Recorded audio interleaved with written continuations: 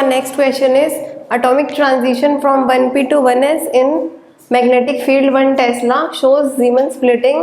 हमें Bohr magneton की value given है and wavelength corresponding to transition is 250 nanometre. Then separation between Zeeman components.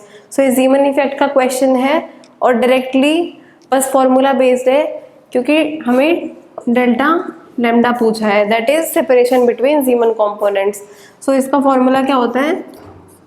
Delta lambda is lambda square by c into mu B upon h cut. हमारे पास सारे factors की value है, mu B की value हमें given है तो इसमें वैल्यूज पुट कर देते हैं. लैम्डा कितना है? 250 नैनोमीटर. सो हो गया 250 into 10⁻⁻9 square upon 3 into 10⁸ into mu B is Bohr magneton and that is 9.27 into 10⁻24. B की वैल्यू हमें गिवन है 0.1 टेस्ला इंटू 0.1 और एच कट की वैल्यू पुट कर दो 1.05 इंटू 10⁻34. अब इसको सॉल्व करो और देखो आंसर क्या आएगा. तो इसमें इसकी पावर्स को पहले देख लेते हैं. तो ये 10⁻⁻8 हो गया. अगर मैं ये 10 भी इसके साथ ले लूँ तो 10⁻⁻8 का स्क्वायर हो गया -16. यहाँ से हो गया -24 और नीचे क्या है 10⁸ और 10⁻⁻34. अगर इसको मैं ऊपर ले जाऊँ तो ये प्लस का 34 और माइनस का 8 और अगर इस 0.1 को नीचे ले जाएंगे तो 10⁹ यानी कि अब ये सारा सॉल्व कर लो तो -16 -9 ये हो गया 25 माइनस का और यहाँ से प्लस का 10. सो यानी कि हमारे पास पावर बची 10⁻⁻15.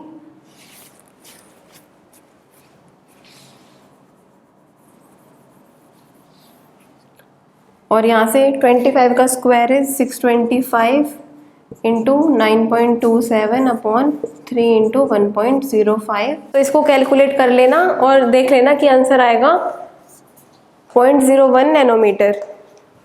देखते हैं next question. So our next question is if the leading anharmonic correction to energy of nth vibrational level of diatomic molecule is this much और काई की वैल्यू हमें गिवन है, then total number of energy levels possible. So हमें vibrational energy का leading order correction हमें given है, लेकिन हमारी वाइब्रेशनल एनर्जी क्या होती है? Vibrational energy is v + 1/2 h cut omega minus ये करेक्शन काई ई ओमेगा ई, ये ओमेगा ई है v + 1/2 का स्क्वायर. अब इसको v ले लो या n ले लो, बात सेम है. अब क्वेश्चन में n गिवन है तो इसको n ही ले लेते हैं और h कट. अब हमें number of energy level possible निकालना है. तो अगर मैं इस टर्म को सीधा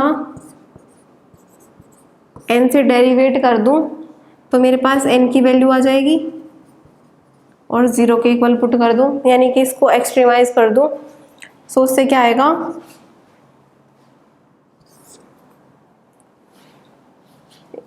यहाँ से आ गया H cut omega -2 omega e chi e H cut n + 1/2 और इसको 0 का इक्वल पुट कर दिया. अब h cut omega is equal to 2 omega e chi e H cut n + 1/2. यहाँ से एच कट ओमेगा कैंसिल हो गया. सो 1/2 इज काई ई और n + 1/2. सो हमें n की वैल्यू चाहिए और काई की वैल्यू हमें गिवन है. काई की वैल्यू हो गई मेरे पास 0.001. So 1/2 chi e is equal to n + 1/2. अब यहाँ से काई की वैल्यू पुट कर दो 2 इंटू 0.001. इसको ऊपर ले गए तो यहाँ पे 1000 आ गया और n + ½. अब देखो 2 से ये आ गया 500. अब n is equal to 500 minus half, तो 500 के ऑर्डर में हाफ बहुत ही कम है, तो इसलिए n को हम अप्रॉक्सीमेट कर सकते हैं 500, और हमसे आंसर भी अप्रॉक्सीमेशन में ही पूछा है, तो हमारे नंबर ऑफ लेवल्स आ गए 500। अब देखते हैं next question. So our next question is the effective spin spin interaction between electron spin and proton spin in ground state of hydrogen atom is given by this Hamiltonian, and as a result of this interaction energy level split by n amount, यानी कि हमें energy difference निकालना है। तो सबसे पहले देखते हैं कि हमें स्पिन ऑफ प्रोटॉन और स्पिन ऑफ इलेक्ट्रॉन गिवन है। हमें हैमिल्टोनियन दिया हुआ है H = a sc dot sp। अब दोनों का स्पिन हाफ होता है, sp = sc = हाफ। सो यहाँ से इसको थोड़ा सॉल्व कर लेते हैं। हमें पता है कि टोटल स्पिन क्या होगा, vector addition of spin of electron plus spin of proton. अब इसको अगर स्क्वायर कर लूँ, क्योंकि मेरे को sc डॉट sp टर्म चाहिए। सो ये क्वेश्चन बहुत बार आ चुका है, पहले भी ऐसा क्वेश्चन हम देख चुके हैं। अब यहाँ पे इसको स्क्वायर किया तो ये क्या आ गया, sc² plus sp² plus 2 sc dot sp। हमें ये टर्म चाहिए, सो ये टर्म किसके इक्वल हो गई, half of s² minus sc² minus sp²। अब ये टोटल s है, sp और sc की वैल्यू है हाफ, सो टोटल s की वैल्यू कितनी हो सकती है, हाफ माइनस हाफ और हाफ प्लस हाफ, यानी कि टोटल s हो सकता है हमारा 1 और 0। अब यहाँ पे जो ये टोटल स्पिन स्टेट है इसका s + 1 h कट, ये बेसिकली ये रिप्रेजेंट कर रही है। सिमिलरली इसकी वैल्यू अब यहाँ पे पुट कर दो हैमिल्टोनियन में, सो हमारा हैमिल्टोनियन हो गया a/2 और s + 1 minus sc + 1 minus sp + 1 और h कट स्क्वायर। अब हमें स्प्लिटिंग निकालनी है फॉर s = 1 और s = 0। अब हमें कुछ नहीं करना, सिर्फ इस हैमिल्टोनियन को सॉल्व करना है, एक बार s = 1 स्टेट के लिए और एक बार s = 0 स्टेट के लिए। सो वैल्यूज पुट कर लेते हैं।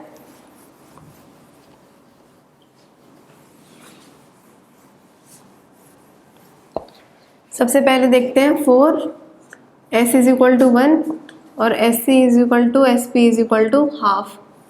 सो हमारा क्या हो गया, सपोज इसको इवन लेवल ले लिया, a h cut square by 2।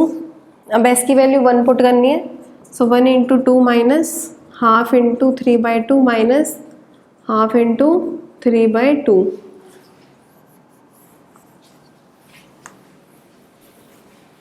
सो यहाँ से हमारे पास कितनी एनर्जी आ गई, a h cut square by 2 minus 3/4 minus 3/4, तो ये 3/4 का ट्वाइस यानी कि 3/2 हो गया। अब इसको सॉल्व करो तो a h cut square upon 2 into 1/2 4 minus 3, so this is a h cut square bye 4। अब 4 s = 0 state, sc = sp = half. यहाँ से E2 आ गया a h cut square by 2। अब s की वैल्यू 0 पुट करनी है हमें, सो फर्स्ट टर्म तो 0 ही होगी और माइनस 3/4 माइनस 3/4, ये हो गया a h cut square by 2 into 3/2 with negative sign.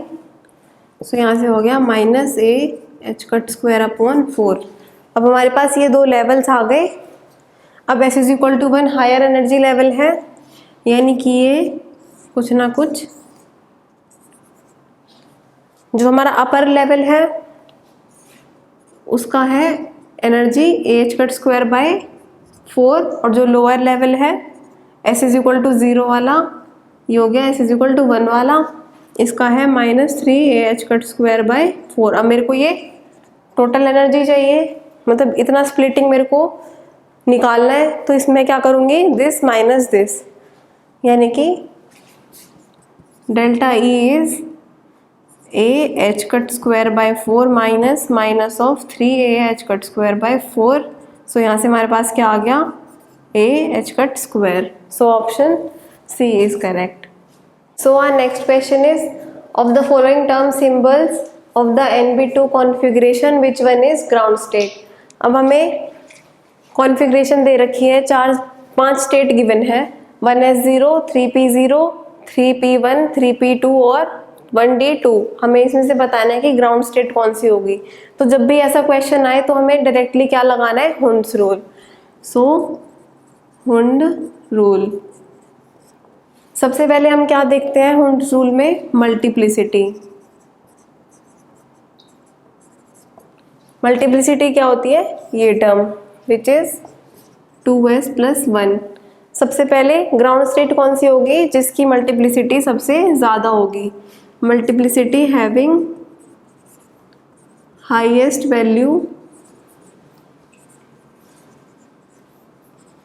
Is the ground state और have lowest energy.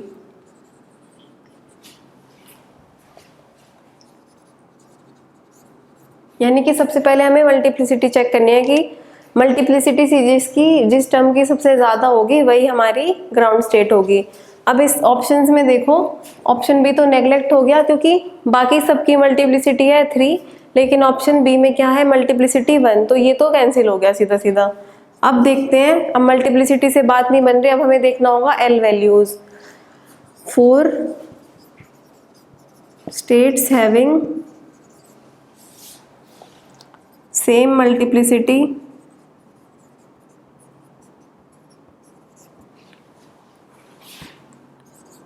we check for L values। अब L वैल्यू मतलब ग्राउंड स्टेट कौन सी होगी, जिसकी the state having highest L value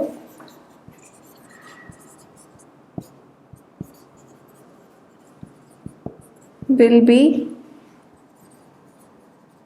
ground state. अब check करो कि जो हमारी टर्म्स बची हैं उनमें से हाईएस्ट एल वैल्यू किसकी है। तो एल वैल्यूज कैसे निकालते हैं, S P D F. So L is equal to 0 1 2 3। अब यहाँ पे देखो तीनों टर्म्स ही मेरी पी स्टेट्स हैं, यानी कि सबके लिए एल की वैल्यू सेम है, तो हम यहाँ से भी नहीं बता सकते कि कौन सा ग्राउंड स्टेट है। अब फिर नेक्स्ट रूल पे जाएंगे, इसमें क्या है 4। अब हम जे की वैल्यू चेक करेंगे, state having same L value and multiplicity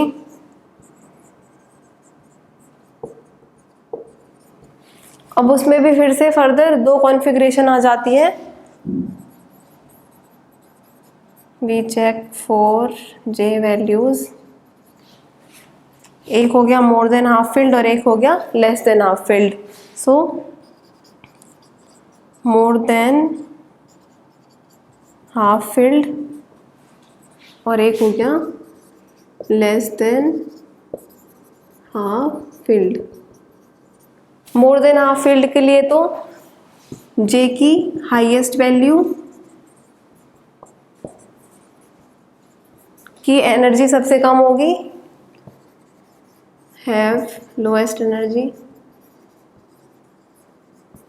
और लेस देन हाफ फील्ड के लिए जे की lowest value will have lowest energy. तो अब देखो, अब जे की वैल्यू देखनी है हमें बस। सबसे पहले तो देखो कि np2 कॉन्फ़िगरेशन है, यानी कि जो हमारा p सब शेल है उसमें टोटल 6 इलेक्ट्रॉन्स आ सकते हैं, लेकिन हमें सिर्फ 2 भरने हैं, यानी कि ये लेस देन हाफ फील्ड का केस है। अब लेस देन हाफ फील्ड के लिए क्या होगा, जे की जो लोएस्ट वैल्यू होगी वही हमारी ग्राउंड स्टेट होगी।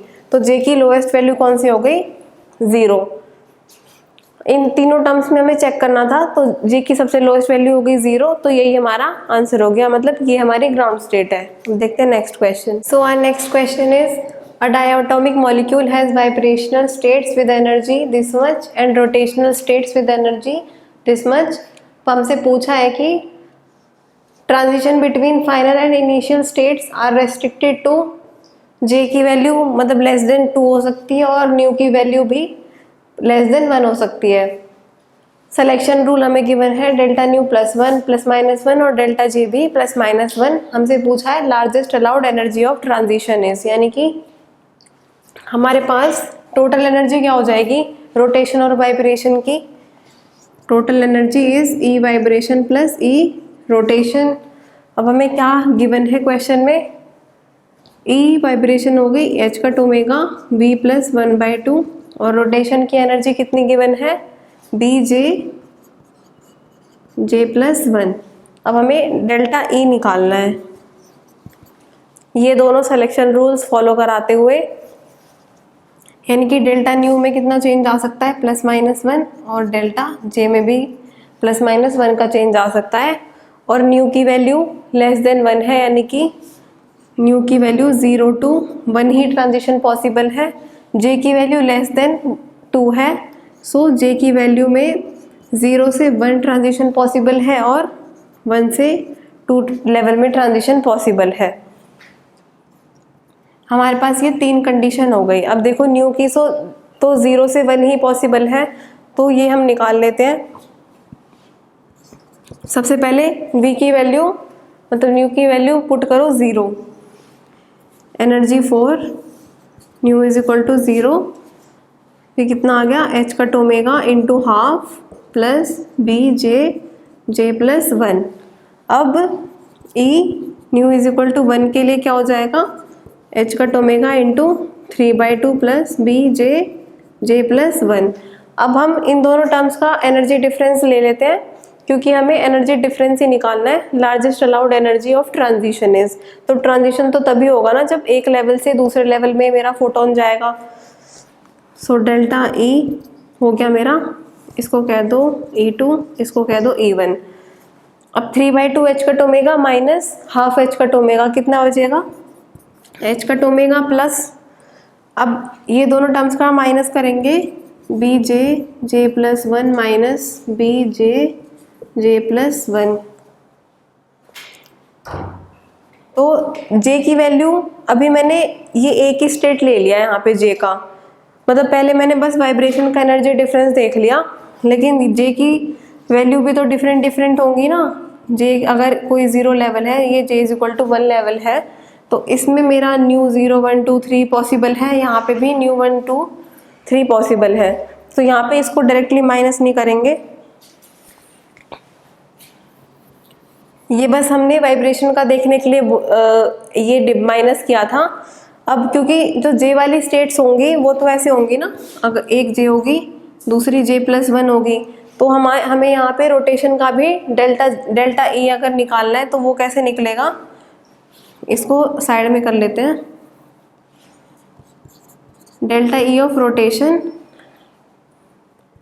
बी J+1 मेरे को स्टेट गिवन है लोअर स्टेट, तो अगर मैं J और J+1 स्टेट देखूं, तो अगर J+1 वाली कंसीडर करूं तो J की जगह J+1 पुट करूंगी, तो J की जगह J+1 जब पुट करेंगे तो J+1 और J+2 आ गया, माइनस J की वैल्यू J ही रहने देंगे, तो J+1। अब इसमें से J+1 कॉमन ले लो, J+2 minus J, so delta E of rotation आ गया 2B J+1। ठीक है, अब देखते हैं total delta E. Total delta E मेरा हो गया, वाइब्रेशन का कितना आया था h कट ओमेगा और रोटेशन का आया 2B J+1। अब मेरे को J की ऐसी वैल्यू चूज करनी है जिसमें मेरा लार्जेस्ट अलाउड एनर्जी हो। अब देखो J इज इक्वल टू 0 से 1 में जो ट्रांजिशन होगा और J इज इक्वल टू 1 से 2 में जो ट्रांजिशन होगा उसमें कौन सा लार्जेस्ट होगा, J is equal to 1 to 2 वाला जो ट्रांजिशन होगा उसकी ज़्यादा एनर्जी होगी। तो यहाँ पे हम J की वैल्यू 2 पुट कर देंगे, क्योंकि हमें मैक्सिमम वैल्यू ऑफ एनर्जी पूछा है। सो यहाँ पे J की वैल्यू 1 पुट करेंगे, सो 2, क्योंकि कहीं भी J की 6 भी नहीं है आंसर्स में, देखो कहीं पे भी 6 भी नहीं है ना, अगर J की वैल्यू मैं 2 पुट करूंगी तो यहाँ पे 6 भी आ जाएगा, लेकिन जब J की वैल्यू 1 पुट करेंगे so H cut omega plus 4B, ये हो गया मेरा answer. So option C is correct. तो our next question is the configuration of ground state is asked. हमसे LS कॉन्फ़िगरेशन पूछी है इन सारे एटम्स के लिए। तो अब सबसे पहले हम देख लेते हैं आर्गन के लिए, क्योंकि वो कंप्लीटली फिल्ड स्टेट होती है। सो 18 आर्गन, सो इसका कॉन्फ़िगरेशन हो गया 288, यानी कि जो इनर मोस्ट शेल है न्यूक्लियस के पास वाला, उसमें मैक्सिमम 2 इलेक्ट्रॉन्स आ सकते हैं, और जो भी उसके बाद के जो शेल्स होते हैं उनमें मेरे 8 इलेक्ट्रॉन्स आ सकते हैं मैक्सिमम, 4, 5, 6, 7, 8। अब 2 शेल्स तो ये हो गई 2, 8, 8। अब नेक्स्ट शेल में भी 1, 2, 3, 4, 5, 6, 7, 8। नेक्स्ट शेल में भी मेरे 8 इलेक्ट्रॉन्स आ सकते हैं। तो जो भी कंप्लीटली फील्ड स्टेट्स होती हैं उनमें क्या होता है, हमारी ग्राउंड स्टेट पहले से ही प्री डिफाइंड होती है, मतलब हमें कैलकुलेट करने की ज़रूरत नहीं है, वो होती है 1s0। सो इसको आप याद भी रख सकते हो, क्योंकि ये हर केस में वैलिड है फॉर कंप्लीटली फिल्ड सबशेल्स। हमारी ग्राउंड स्टेट कितनी हो गई, 1s0। अब ऑप्शंस देखो एक बार, आर्गन के लिए 1s0, 1s0, लेकिन बी और डी ऑप्शन में क्या गिवन है, 3s1 और 3s1। तो हमारे ऑप्शन बी और डी तो सिंपली नेग्लेक्ट हो गए। अब देखते हैं फर्स्ट ऑप्शन और मैच करा लेते हैं, क्योंकि अगर फर्स्ट स्टेट भी हम निकाल लेंगे तो हमारा सिर्फ अब हमें इन दोनों में से चूज करना है। तो देखते हैं 12 मैग्नीशियम के लिए।